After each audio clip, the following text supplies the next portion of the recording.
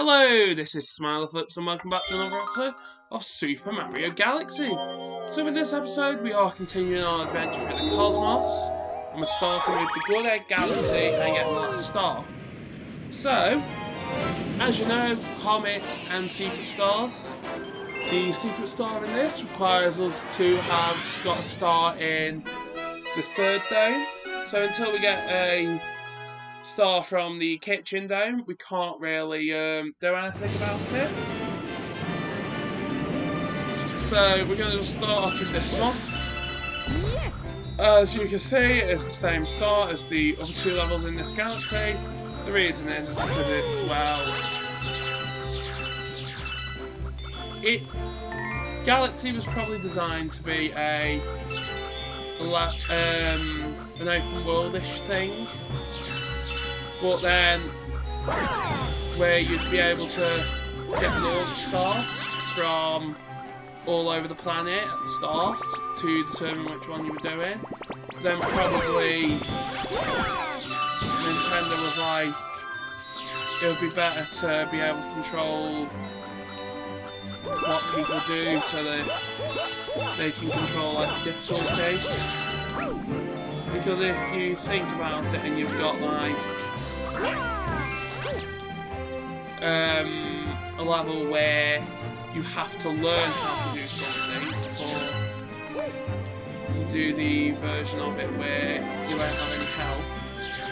Of course, Nintendo will want to make it more accessible for younger players, especially when this could be your first ever Mario game. Because the thing is with Mario, even though it is a long-established franchise, as time goes on, more players will be getting stuff like the Wii, Switch, Nintendo consoles. Getting that coin will do music notes. I'm not doing the music notes though because I can't be bothered to. Yep. So this is gonna teach. So here, it's teaching you about like using coconuts to destroy stuff. So if you go to a coconut and spin into it, it can destroy things.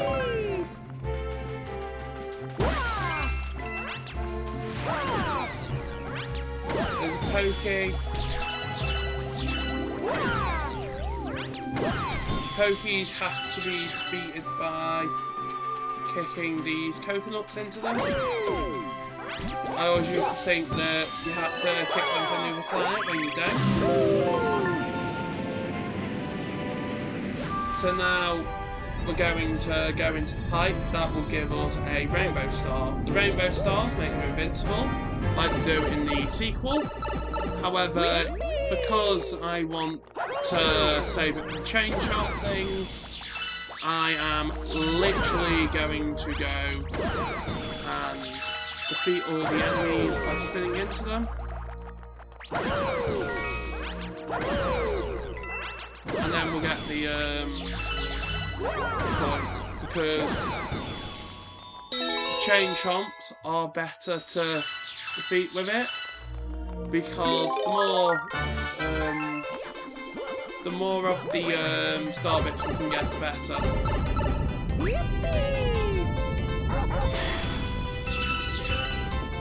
Also, I don't want to leave the chance of getting something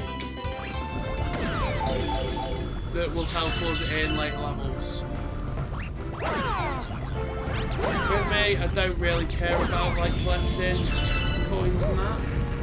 It's like Mario Sunshine when we're doing like the 100 coin stars or the blue coins.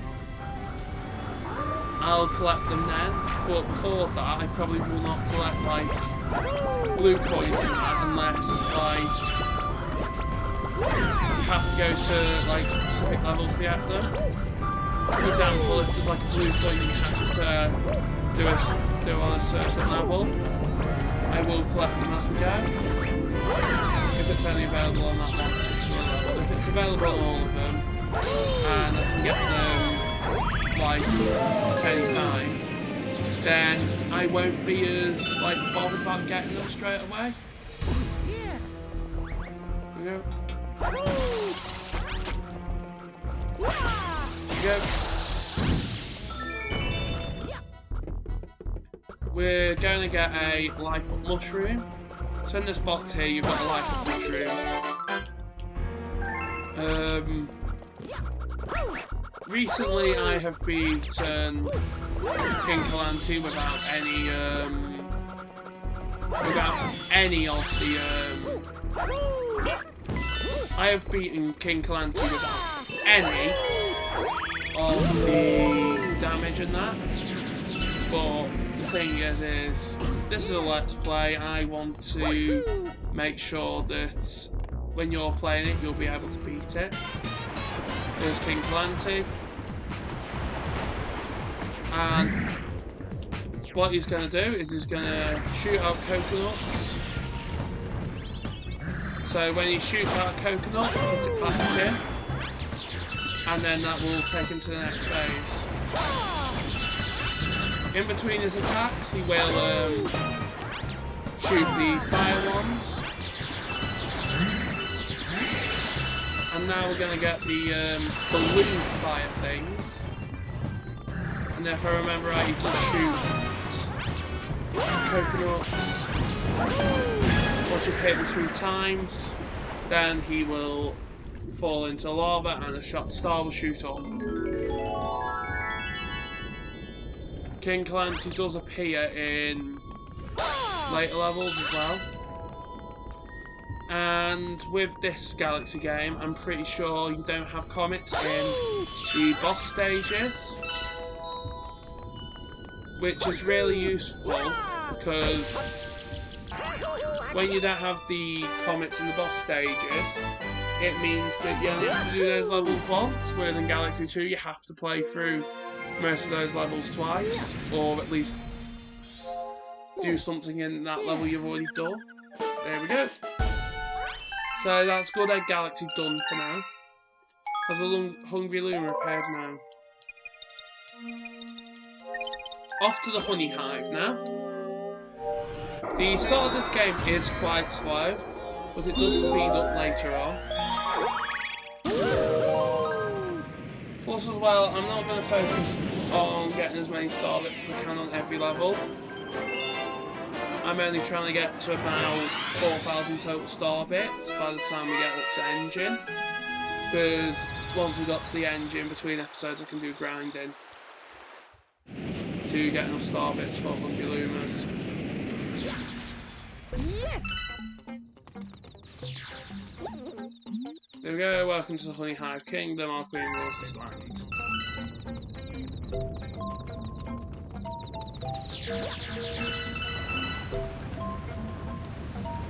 Here we go.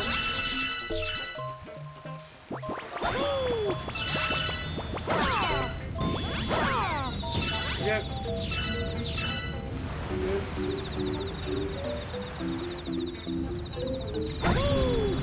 Yep.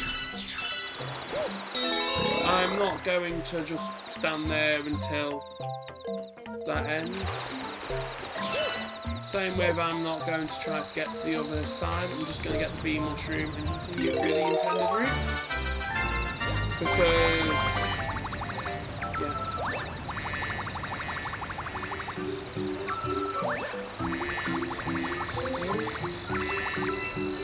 Oh, coins do replenish your flight. I wonder if that's just an addition for the Switch, or if it was in the original version of this as well. Because Nintendo might have ported the levels over using the Galaxy 2 engine.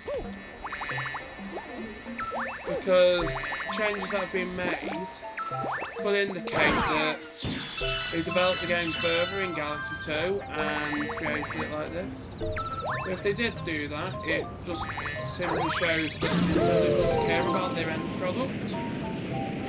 And when they show they care about their end product, it looks good on the company, because what happens then is if they're continuously making improvements to revisions to the game, yeah. like, in my opinion, I think Mario Sunshine should have had a few changes. Whilst I don't think they should have. Well, I don't think they should fully change a game, because if you fully change a game that's been made in the past, it can be quite bad. Whereas if you change the game to like improve it or put new features in it or something like that, for example, Bowser's Fury was an entirely new game mode, which utilised the design and programming of the main 3D World game, but in an open world setting. Something like that is fine because it's not taken away from like the main game. There we go. There's Queen Bee. We just want to crawl all over the character and to get it. Basically, star chips are making her itch, so we need to collect them all so she stops itching.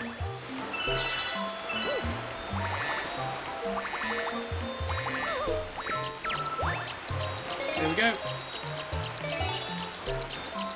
It would be fun to play through games on this channel with someone else, which hopefully in the future we will do.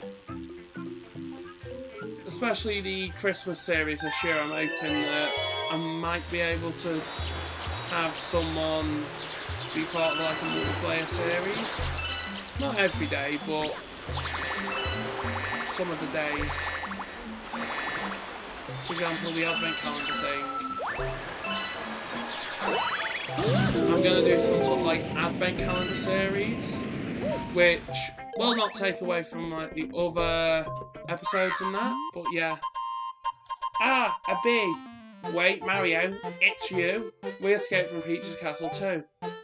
But then we thought Bowser would get us, and we got lost with Luigi. Oh, I remembered, we found the power star. I'm sure you need this, so here, take it. The thing is I don't get why they can't just go back to Mushroom Kingdom and take some of the power stars that we used in Mario 64. Because you've got to think, it is the same world, it's the same castle, it's the same everything. There we go. Oh, yeah. Please don't say we're being taught something new. We got 5 stars at least. We've almost got to 1,000. We've discovered a new galaxy as well. Mario, your name is Mario, isn't it? That's what I heard from your friends who just arrived. Mario has such a nice ring. Look. Your friends are waiting with you in the garage. I think they want to tell you something. Better hurry up over there. So, if you go over to the Toad, all they'll say is that they want to help you make, they want to help you, like, find power stars and that. They won't actually collect power stars for you, so it's pointless. But they will appear in, like, future levels. So once we've done this galaxy, then we'll be able to open the question blocks. The reason why I don't want to open the question blocks now is because I might do a smaller galaxies episode. So with smaller galaxies, what that will be is if like the 1-star galaxies and we haven't got the time or something, I might leave a few smaller galaxies and then have an episode just dedicated to going to those galaxies, collecting what we can, doing whatever we need to do with them.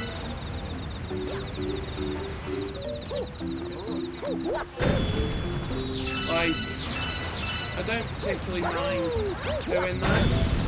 Like, with these stone things, you don't actually have to destroy them, but I want to, just because I want to try and get as many star bits as we can early on in the game, so that when we get to the more difficult and more challenging levels, we're not having to grind out as much. Yeah. but I am like getting star bits and that isn't a priority. Getting through the levels is. My goal is going to be trying to get about 5 stars per episode. Where possible, 4 or 5 stars per episode. Of course, there will be exceptions to that, like, it has to be. For example, if I get to the point where, if we were to physically, like, do that, it would make us go significantly over. I'm of course not going to do that. But, yeah. Same with bosses, like, if I've done a boss level and I'm really able to get like 3 stars just because of how long the boss level's taken. Because, yeah, some boss levels are really long. Especially like Bowser ones. Bowser Jr. isn't that bad, but Bowser, some Bowser ones do take probably longer than the main galaxies and longer than Bowser Jr. Like, I would love to have as much stuff done as I can. Yeah. So when I was younger, when I did this level the first time, I used to not be able to do the wall jumps. And I literally got stuck on this level.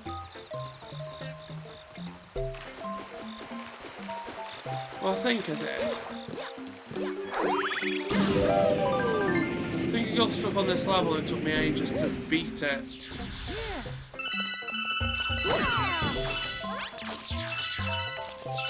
Because I remember then I was unable to do one in the second dome, and then because I couldn't do something in the second dome, I ended up doing this one instead after I learnt how to wall jump, because I literally got confused of how the signs were written. But then the thing is of course I'm gonna get confused by the way the sign is written, because, yeah, sometimes I do struggle to understand things, and when that happens, I can misread stuff. I have misread stuff in the past, where it's made me look like a complete idiot, but yeah. So, Mario Galaxy is a good game, but I don't think it's my favourite in the franchise. I think Sunshine is still my fave, because Mario Sunshine is just a weird game, but I like it when games are weird, or games have got like a unique charm to them. Something like Mario Sunshine, I prefer over like Mario 64. If I had to choose one of them to play, it would be Mario Sunshine first, then Mario 64, which is probably a hint at the next 3D Mario series that we're doing on the channel, because at this point I want to try and get all of the 3D Mario games 100% completed by the end of the year on the channel. Like, it might not happen, I'm not going to just rush through Mario and make a bunch of episodes to release it on the channel at all times, but if it is possible to complete them all, I do want to do that. Like, I know personally, to be able to beat them, I will be able to beat them all by then.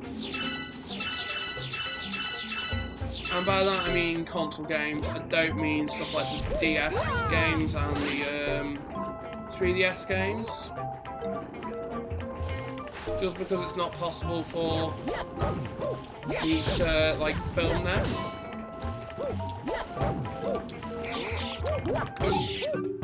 Without either modding the system, because The only other way to play Mario 64 DS is by getting a copy of it on the Wii U. If, for instance, the Wii U eShop is still available, I would have bought it just to do a series on it, but it's not worth just buying it just for no reason, or buying it just to do like a video on it. Whilst I do enjoy making my videos, I do not want to just spend money on like a game that is on a console that I wouldn't buy otherwise, especially if that console has to have a £100 mod put on it just so that I can film a video. How expensive that is ridiculous, and yeah, like, in my opinion, yes, it's up to the person who pays for it. Ah, the Mandy Bug Clan has infested our kingdom. Thing is in my opinion, if someone wants to pay for something, that's fine, and shouldn't be judged for it, because some people may not see value in stuff other people buy, like Skylanders. I'm hoping to collect all of the all characters from all of the games, except for the Chase variant, because I'm not spending £500 on just one character. Unless, of course, it's like Standard Chomp Mage, which does go for a ridiculous amount. But like Chase variants, even though people do love collecting them, personally I don't see the value that's associated with them. Because the amount of money that you spend on a Chase variant, you could buy, like Spyro's Adventure, you could buy the entire collection of cores, variants and whatever for the same price as like some of the Chase variants from that game. So buying 37 characters, the Adventure Pack, the Volcanic Vaults, and all the magic items, that is worth more to me than like just one character.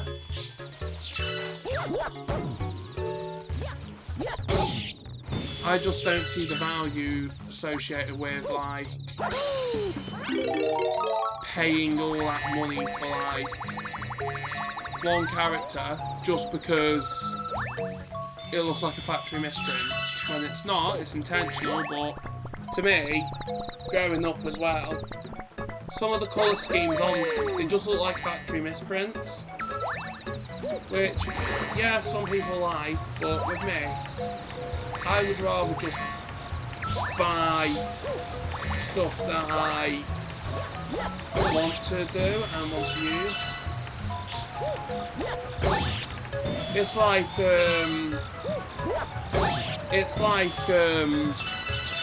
variants of variants. They're even more stupider. Ah, the neighbours are causing trouble again. We would be most grateful for your assistance. But then the thing is you've got some Skylanders that are part of like negative charities. By negative charities, I mean charities that are marketed as trying to support like a group of people, but instead it's only a cover-up for them being like, no, we don't actually want to support these people, we just want to have the money, and we just want to like give false information. And Skylanders, there is in Superchargers, they've done that with like one of the characters. No, there's two variants in Superchargers which I will have to buy, and I'm glad that I'm buying them second hand, because yeah, if there's a charity that's spreading misinformation about stuff, It's like animal rights activism group PETA. Let's take them for example.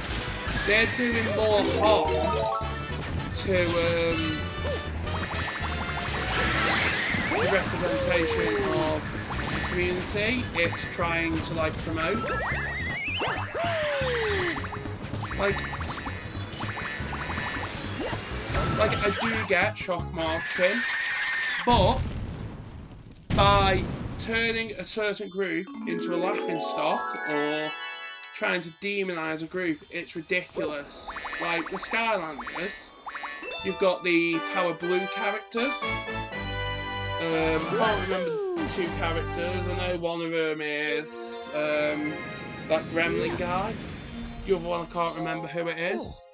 Yeah. But yeah, you've got Skylanders there, which if you were to purchase them when they were first released. Oh, we've got a Hungry Luma as well. I'll do the Hungry Luma then.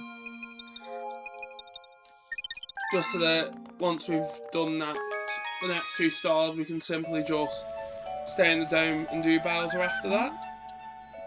Hey you, yeah you, got any test star bits? If you feed me a bunch, I'll burst with snacky happiness and then transform. I need 400. So, as you can see, collecting star bits the whole way through the game is important. Because the more star bits you get, the easier it becomes like running the adventure. Especially with completing. So back to talking about the whole Skylanders one. So there's a charity called Autism Speaks. Autism Speaks does not support people with autism. Because the way they treat it is instead of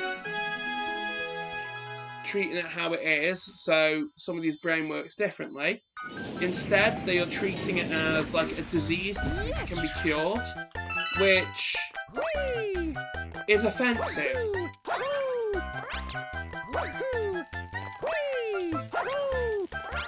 It's like that film called Music,